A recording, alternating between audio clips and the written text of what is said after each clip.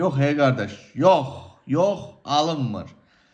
Bu Azərbaycan hakimiyyətinin özümü, yoxsa bu hakimiyyətin daxilindəki hansısa bir klanmı, bilmirəm. Konkret bunlar deyir ki, yox söyüb batır da, Mehribanı xüsusən də, özəlliklə Mehriban Əliyevanı söyüb batır. Bax görürdünüz ki, özünüz də görürsünüz ki, mən artıq uzun həftələrdir, aylardır, mən yəni əvvəlki kimi hakimiyyətə qarşı yəni mübarizə mi deyim, videolar paylaşmaq mı deyim, eləmirdim bunu. Çünki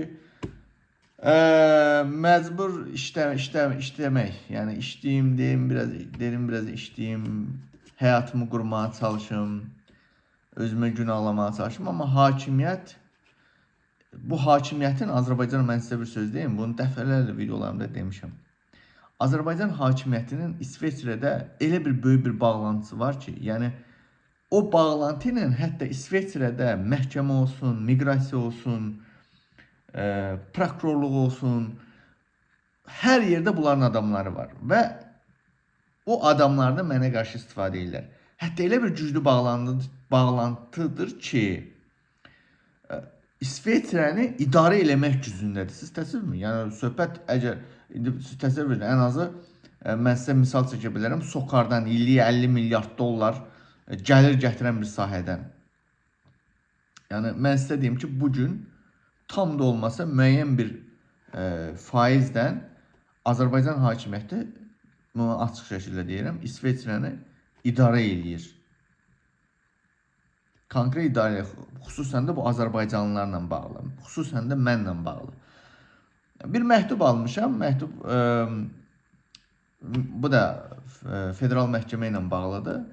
Konkret deyirlər ki, yox da, manav, qayıt, birincisi əmr veriblər İsveçrə hökumətində ki, mən konkret burada həyatımı, işığımı qaraltmaq, söndürmək, nə ad verirsə verin, həyatımı məhv edin bu adamın. Bununla bağlı məhkəmələrə, prokuraturlara, miqrasiyaya, polisə, hər yerə göstəriş verilibdir.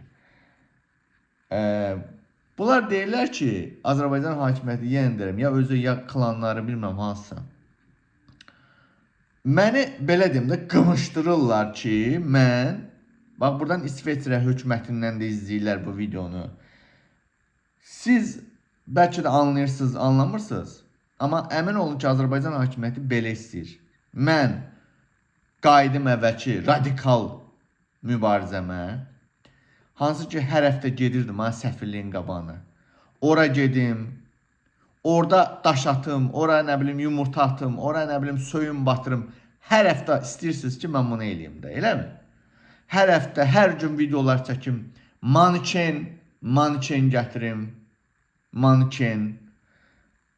Mehribanı alçaldım, nazirləri İlham Əliyevi alçaldım. Siz bunu mən artıq %100 bu axırıncı bu məktubdan sonra anladım ki, siz bunu istəyirsiniz Azərbaycan hakimiyyəti. Problem yoxdur. Mən indi sabah gedirəm mankenlərə baxmağa.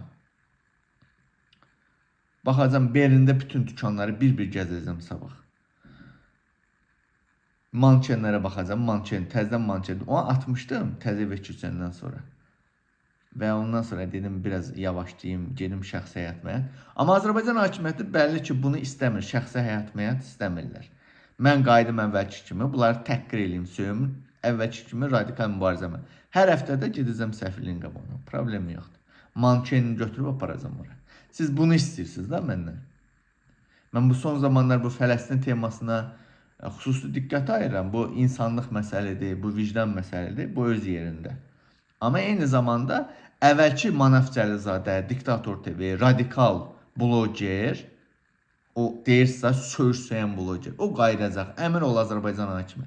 Siz bunu məndən istəyirsiniz. Siz istəmirsiniz də, mən burada sizə bu sərf eləmir də, mən rahat şəkildə burada gedim, azdan çoxdan həftədə bir dəfə, iki dəfə gedim işləyim, nə bilim, şəxsi həyatımı yaşamaya çalışım. Siz bunu mənə problem yoxdur. Sizə söz verirəm, əvvəlki radikal Manaf hər gün gündə 2 dənə, 3 dənə video, səfirlərin qabağına manken videoları gələcək. Arxayın ol, siz bunu istəyirsiniz. Mən sizin arzularınızı gerçəkləşdirəcəm.